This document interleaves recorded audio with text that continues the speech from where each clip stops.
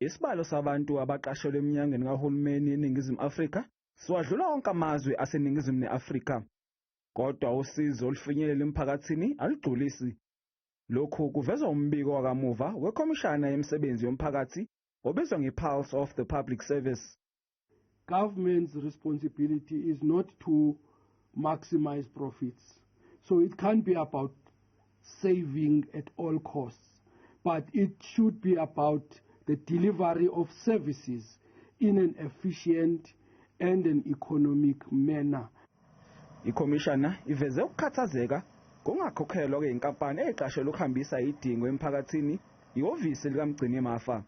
These service providers use the services that they deliver to government to support their families. Some of the small businesses, when they get these contracts, they go and make loans in order to deliver the services. And after delivering services, they don't get paid. Ezinye zezikhalazo ebeyiphambi kwalekhomishana ungalandelwa kwemigomo yokuqashwa kwabasebenzi, ungaphathwa kahle kwabasebenzi nezinguquko emholweni. Ikhomishana ithi sekumele imele kuhulumeni ukuze ikwazi ukulandelela izincomo zayo.